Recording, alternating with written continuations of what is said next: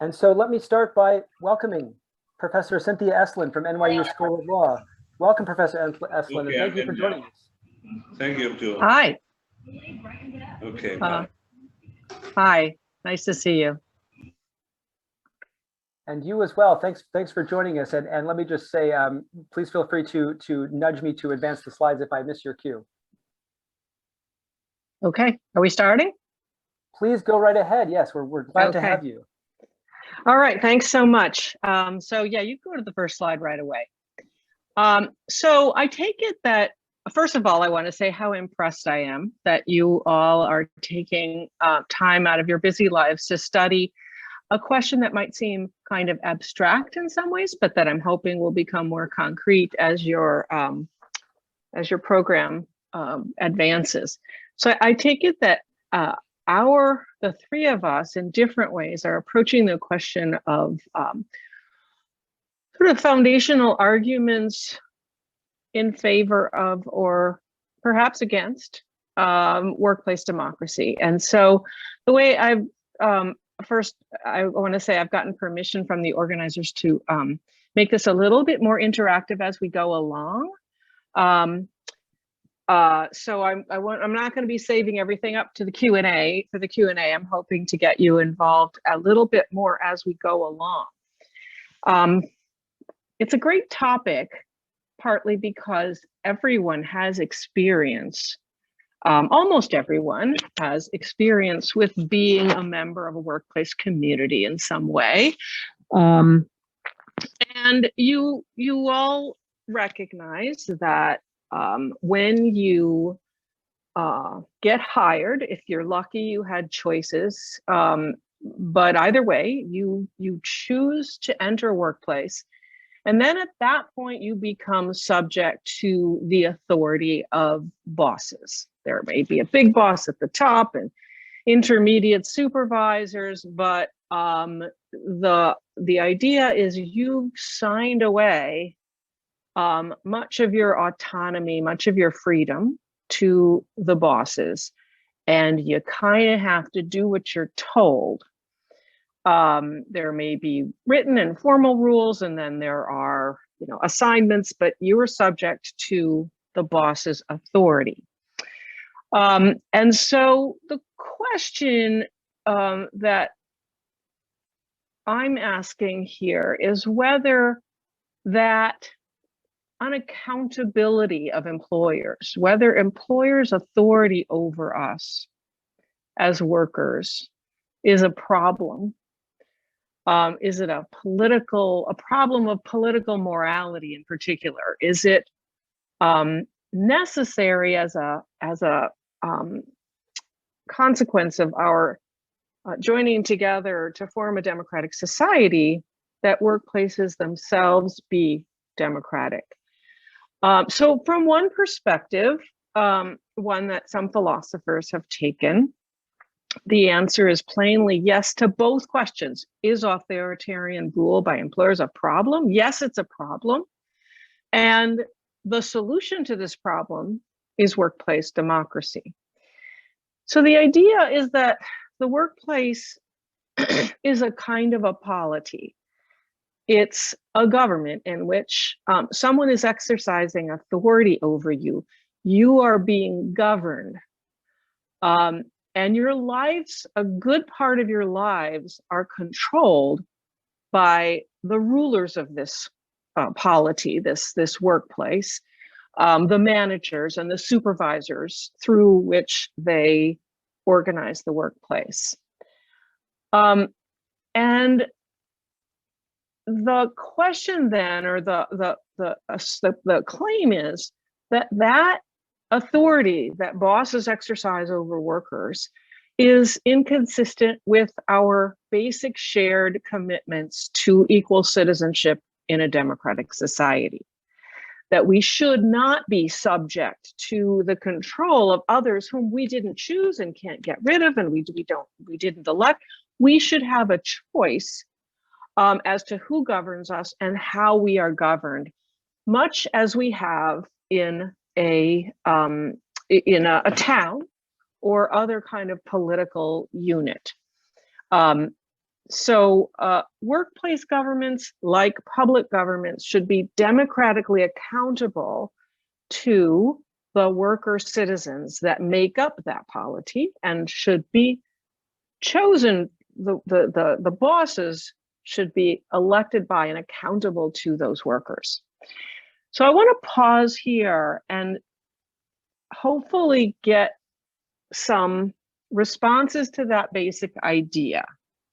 The basic idea that, don't go forward yet. The basic idea that as a worker, you are entitled, you should have, from the same sorts of reasons that we require democratic elections for our mayors and our governors and our political leaders, for the same kind of reasons, we should require workers to have a voice in their governance and the ability to control or elect or somehow make accountable their bosses. So I can't see anybody on my screen, unfortunately. Can you, is there a way of taking that away so that you've all seen that, that's the basic thing, and I'll come back and go to the next slide.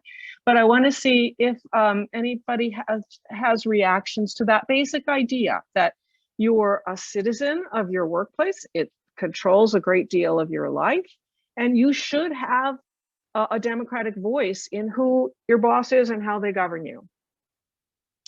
Does anybody have criticisms of that idea? Fatima, okay, so I saw Fatima first and then Sandra. And then Jillian. Okay, so Fatima, are you still? Fatima, yeah. I don't see you up there anymore, but that's because yes, go ahead. Muted. Okay.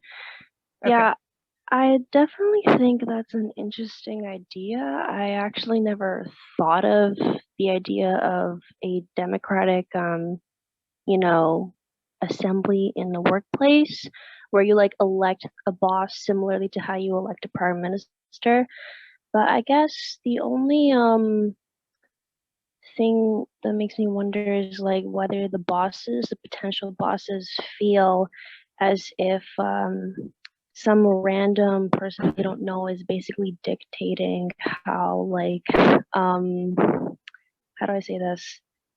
How dictating how the business should be run, by who it should be run. So maybe there's also that sense of the boss not feeling like they have much of a say. Sorry if I didn't articulate it that well. I was kind of in a rush to say something. So I guess so the bosses are the bosses that we see anyway are often, they're subject to control by someone also, right? So the question is, who should they be accountable to?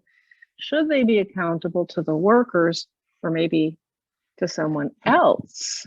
I'm going to sort of call on people, just a few more people, because I want to get to the next very different point of view. And I'm calling on people in the order in which they're on my screen now at the top. So that's Monique. You have to unmute yourself. How they can be elected, I'm not sure how that would work, but how they can be accountable. I've got a few thoughts on that, though. Much like employees on an annual basis, they have annual evaluations. That can happen also with your bosses. You can have some 360 exercises, for example. And if you put all those together, I mean, you can come up with various tools on how you can hold your boss accountable, by the employees, but then that boss always has a boss. You're Right. always reporting to somebody. And so, based on those results, whatever tools that you may use, whether it's a 360 exercise or, it's performed, it's done at a performance appraisal. You're accountable to that. So, now whether there are actions that are taking place afterwards, how they're held accountable, is it is it going to be measured by how much of a percentage increase they're going to get? Is it going to be that they're going to be put on some type of a probationary period? Are they going to, they're called on whatever is not Yeah. working well. It's got to go both ways. It's got to be the good Yeah. and the ugly, right?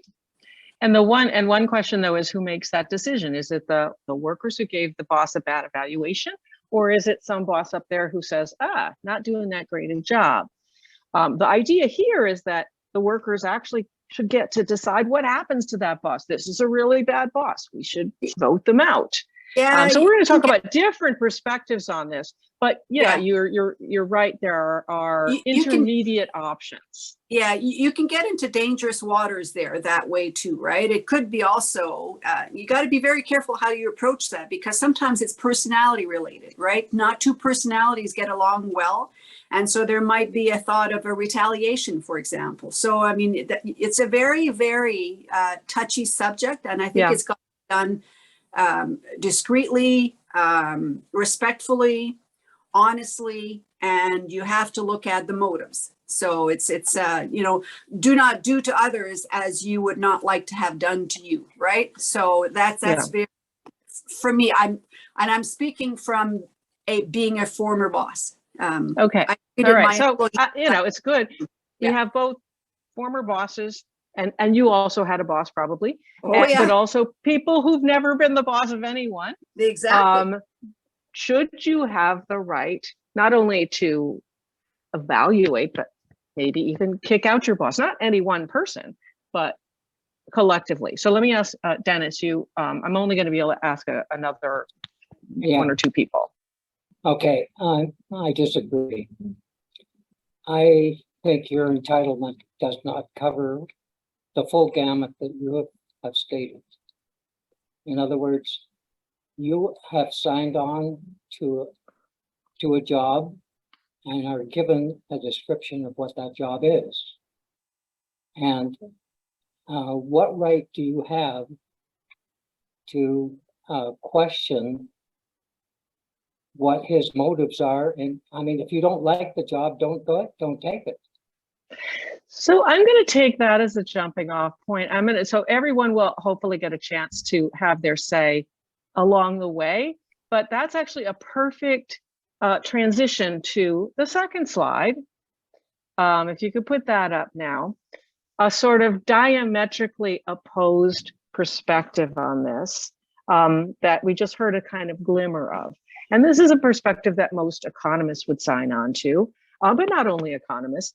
Is authoritarian rule by employers a problem? Is workplace democracy required? No, not at all, not on either one of those. The workplace isn't a polity. It's just, it's an organization made up of individuals who have voluntarily signed on to participate in purposes that are chosen by someone else, by the head of the organization. They've chosen to exchange their labor for wages. They can always quit if they don't like it. In fact, the idea is that workers have no particular democratic entitlement to control their managers. Rather, the owners, often a bunch of shareholders, they're the owners of the firm. They should actually be entitled to control the managers. For the workers, we rely on consent. You chose to sign on. You can always quit if you're not satisfied with the terms of employment. You think you can get a better deal elsewhere. You're not satisfied with your treatment. And the point is that from workers, we shouldn't think of workers as being citizens. They're mere, they're contractors that consent to the original contract, and their ability to quit, to exit this relationship is enough to protect workers from whatever abuses we might otherwise fear.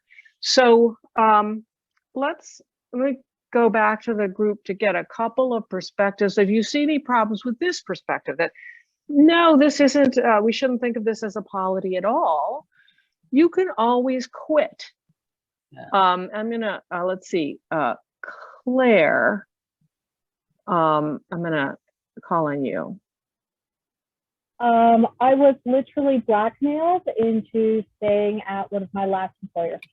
Literally blackmailed. Into what? I was blackmailed into staying at my employer. I realized that there was problems. There was something suspicious my first day. By the third day, I knew it was toxic and horrible, and I started to ask to get out. And I was blackmailed into staying, and I was stuck there for 3 years. And believe me, I searched for other jobs every weekend and applied sometimes even during the week to try and get out of that job. But what got me out of that job, unfortunately, was a breakdown. Mm. So that no. might be that might be a somewhat extreme case in some ways, but So it's a strong version of the point that it's not always that easy to quit. You It really may isn't. be, And I should probably specify that by blackmailed, I mean, I was, what happened was I was told that I had a valid job offer. And so I would be suspended from public benefits for 5 years. So I wouldn't have had food, I wouldn't have had rent, I couldn't collect EI, I couldn't collect welfare. That was how I was blackmailed. They're like, you can't turn down a legitimate job. I was like, they're insane. Okay. So one response that this opposite perspective gets is, gosh, there's all sorts of reasons it can be quite difficult and costly for workers to quit. The constraints on quitting that should tell us that workers are entitled to something more than just take it or leave it. So there's a old right-wing saying in the U.S., America, love it or leave it. And that's the attitude here. You have the right to quit. You have no right to a voice. You just have the right to quit. Yeah, speak up. Yeah. They fire you, whatever. Jillian, you wanted to add something. Yeah, so I think that this perspective is very idealistic, and it doesn't at all work within the constraints of capitalism. I think Matt left a comment in the chat because the idea that anyone can that quitting your job is simply like a black and white decision is just not the case. Most of us have to stay in our jobs for a variety of reasons, and working is a necessary part of like living in a capitalist society, which we all do. Otherwise, not working means you live a life that is very difficult, and so this perspective completely dismisses the fact that we don't really have a choice. That it's just the way that things are. So you're pointing out that managerial authority in the workplace is reinforced by the structure of a system in which making a living is about working for someone else for almost everybody. So there are, the option of self-employment has gotten a lot of attention lately, and whether it's real self-employment or false self-employment, that's not a realistic option for many people given their basket of skills and talents. And that's part of what makes this notion enough. To simplify it, I'll say exit is enough. The exit is enough to protect workers. That perspective fails to reckon with the pressure, the economic pressure on individuals to work for one or another authoritarian employer. So people experience, the economists might call it frictions, that it's not that easy to change jobs. It's not that easy to quit. And so that reinforces our sense that if it's not that easy to quit, and we are effectively subject to the ongoing governance of other people exercising authority over us, maybe we should have a democratic voice, just like we have for our local government, which controls other aspects of our lives. In many ways, bosses control even more of your life. So we can see both of these two kind of opposing viewpoints might seem to simplify things a bit. They might seem to ignore some complications. And so if it seems like both of these views are too simple and that we need to be somewhere in between, that's exactly where we've ended up. When I say we, I say, you know, the US, the UK, Canada, and the entire developed capitalist world has ended up somewhere in between these two perspectives. So if you could put up the third slide, and can somebody let me know how many minutes I have left? Yes, total of about 3 minutes since you've kind of folded your 3 minutes Q&A before the into Q&A? No, that includes the Q&A since you folded it into this. Oh, okay. All right. So let's just look at the kinds of compromises. So is authoritarian rule by employers a problem? Well, yes, it's a problem. Is workplace democracy required? Well, sort of. So current law basically accepts the notion that exit is not enough. Workers need to be protected against authoritarian rule by employers. They need to be protected first by individual rights and protections against abuse. You know, you can't be fired for certain kinds of reasons. You can't be subject to certain kinds of demands. We'll set that aside and focus mainly on the second set of the second kind of answer, and that is in both Canada and the US, an option by majority rule to challenge employers' authoritarian control and choose a more democratic, not fully democratic, not like electing your mayor, but a more democratic form of workplace governance through union representation, that is representation by majority rule and collective bargaining. So some of you have probably experienced union representation. Obviously, we're not going to, you know, I'll have to leave it to your later discussions, but depending on how big a problem you think authoritarian rule by employers is, you have to ask, is that good enough? Is it good enough? One, is it available enough? So the fact that majorities have to get together and choose this option of union representation and collective bargaining, often, almost always against very strong employer resistance, has made it very difficult to exercise this option of more democratic rule through collective bargaining. And then the second question is whether collective bargaining, that is pulling together all your bargaining power and you know, using the leverage, the economic leverage that you have in the labor market, it's not what we normally call democracy. Is it democratic enough? Is that a good enough form of democracy? Or do we need something that's both more automatic, that you don't have to struggle for, that you don't have to fight for, that you just have, and or that is more you know,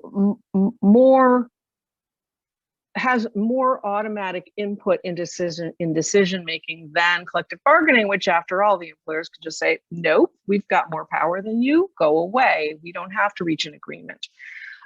So those are basically those are the kinds of questions that have organized our discussion of public policy around this issue of workplace democracy. And so I hope that you have a chance to discuss some of these more sort of institutional aspects down the line. But right now, I think you're just getting started. So I hope this has been a helpful entry into the question of workplace democracy. Thank you so much, Professor Estlund. And on behalf of everyone, it was wonderful to have that presentation. And you know, I think it certainly presents to all of the members gathered here as Assembly an opportunity for you all as an Assembly to assert your collective wisdom and to bring a judgment to bear what you think about this in terms of democracy in the workplace, the authoritarian model, the democratic model that Professor Estlund has put forward, and things to think about as you move forward in this process of the Assembly towards your ultimate recommendations. So thank you again. Thank you very much. I'm just apologizing. I'm going to drop out now. I'm actually on vacation right now, so I'm going to leave you. I'll look forward to hearing more about how the rest of the project went. Wonderful. Thank you very much. Thank you so much for joining us.